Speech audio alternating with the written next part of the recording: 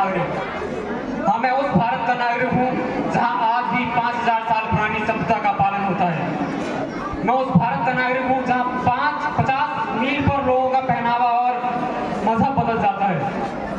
मैं उस भारत का नागरिक हूँ जिसे अपने भूगोल के पहले इस ब्रह्मांड का भूगोल समझ आया था। India is already a connected nation. और मैं उस भारत का नागरिक हूँ जिसके होठों में गंगा और हाथों में तिरंगा है। मैं उस भारत का नागरिक हूँ जो हर ठुकराए हुए की शरण स्थली बन जाता है और 7 समुंदर पार के लोगों को भी ब्रदर एंड सिस्टर कह के बुलाता है। यही प्रेम की पूज्य भूमि भारतवर्ष कहलाता है, भारतवर्ष कहलाता है। नमस्कार, मैं मोहम्मद सैफ, मंचस्थ मान्यवर, सम्माननीय प्रबंधक महोदय,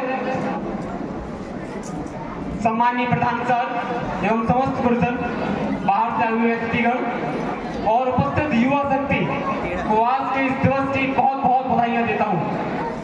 मैं इस पर्व के उपलक्ष्य में आप सभी के साथ राष्ट्र निर्माण पर कुछ बातें करने आया हूं। आओ चलो चलकर आगाज करते हैं, आओ चलो चलकर आगाज करते हैं। जो चल रहा है उसे छोड़कर एक नई शुरुआत करते हैं। आजादी अभिव्यक्ति की लड़ाइयां तो बहुत लड़ ली हमने, कि आजादी अभिव्यक्ति की लड़ाइयां तो बहुत लड़ ली हमने। आओ चलो राष्ट्रहित एवं राष्ट्र निर्माण पर कुछ बात करते हैं। क्या है राष्ट्र निर्माण और कैसे संभव होगा हमारा राष्ट्र निर्माण?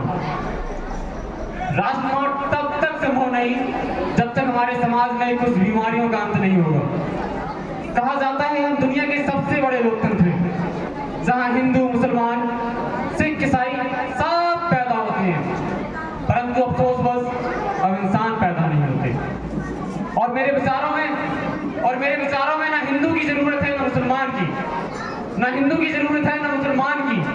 राष्ट्र निर्माण के लिए केवल एक सच्चे इंसान की जरूरत है, केवल एक सच्चे इंसान की।